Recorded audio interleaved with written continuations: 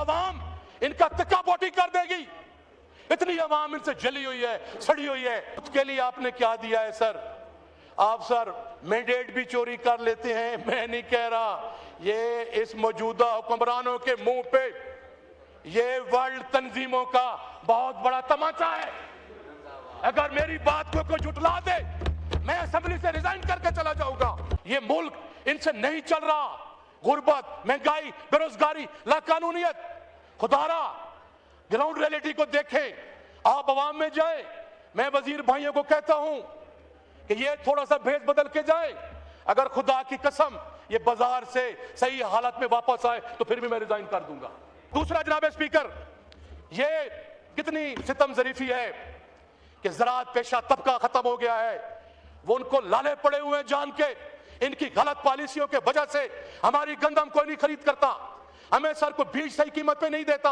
वहां फर्टिलाइजर में जो महंगाई है, जो गरीब तबके को उन्होंने मार दिया है। इनके ये हालात हैं कि पंजाब हुकूमत ने एजुकेशन को और हेल्थ को आउटसोर्स कर दिया है। अस्सलाम वालेकुम नाज़रीन इकराम, आपको मुकम्मल वीडियो दिखाते हैं। मस्ती खेल ने पूरे ईवान को हिला कर रख दिया। मस्ती खेल ने कहा कि इस वक्त मुल्क में जो कुछ हो रहा है, गरीब पिस चुका है। इन लोगों को कुछ ख्याल नहीं है कि मुल्क को किस तरह चलाना है। ये फार्म 47 की पैदावार इस वक्त मुल्क को तबाह करने के दाने पे खड़े हैं। आप ये वीडियो देखिए, फिर इस पर बात करते हैं। मैं आज आलम इस्लाम के अजीम लीडर बतले हुर्रियत इमरान खान को दिल किया था गहराइयों से खराज तहसीन पेश करता हूं कि जो मर्दाना वार उन्होंने जेल काटी है एक नजरिए की खातिर, ला इलाहा इल्लल्लाह की खातिर, और उसने जुल्म, जबर और फस्तायत के सामने झुकने से इनकार कर दिया है। इसी तरह उनके ये साथी जो जहां बैठे हैं और पाकिस्तान की आवाम ने भी झुकने से इनकार कर दिया है। मैं दोनों हाथों से इमरान खान को खराज तहसीन पेश करता हूं और पाकिस्तान की आवाम को भी खराज तहसीन पेश करता हूं कि ये गैर आईनी काम जो है वो छोड़ दें। बजट आपको पता है सर, अल्फाज का गोरख धंधा है। तो हबीब जालिब ने क्या खूब कहा था, यही हालात हैं फकीरों के, वही हालात हैं फकीरों के, दिन फिरे फकत फार्म 47 के वजीरों के।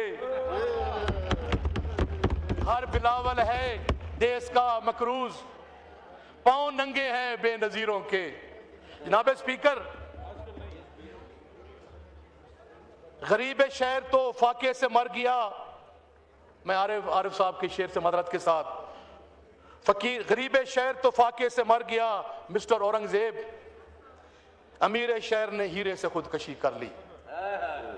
जनाब स्पीकर, मैं कोई ऐसी बात नहीं करूंगा जो इंटरनेशनल रिकॉग्नाइज्ड इंस्टीट्यूशन ने इस मौजूदा हुकूमत की नाकामी के बारे में न कही हो।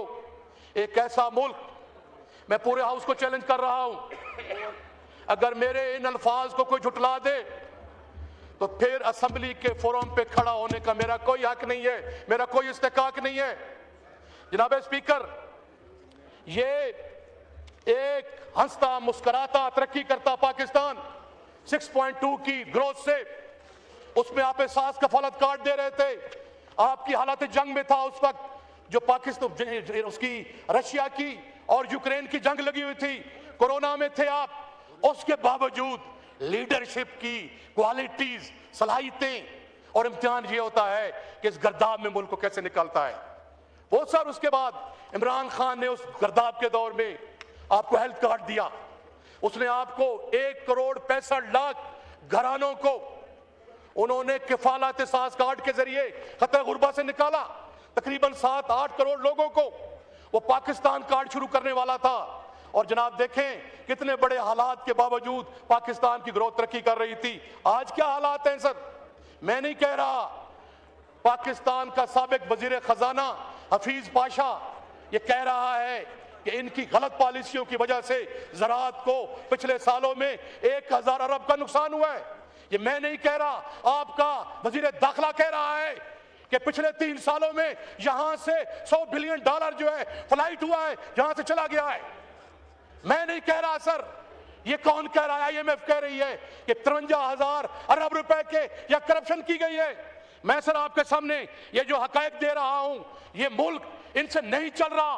गुर्बत, महंगाई, बेरोजगारी, लाकानूनियत, खुदारा ग्राउंड रियलिटी को देखें, आप अवाम में जाए। मैं वजीर भाइयों को कहता हूं कि ये थोड़ा सा भेस बदल के जाए। अगर खुदा की कसम ये बाजार से सही हालत में वापस आए तो फिर भी मैं रिजाइन कर दूंगा। इनको अवाम इनका तक्का बोटी कर देगी। इतनी अवाम इनसे जली हुई है, सड़ी हुई है। उसके लिए आपने क्या दिया है सर? आप सर मैंडेट भी चोरी कर लेते हैं। मैं नहीं कह रहा, ये इस मौजूदा हुक्मरानों के मुंह पे ये वर्ल्ड तंजीमों का बहुत बड़ा तमाचा है।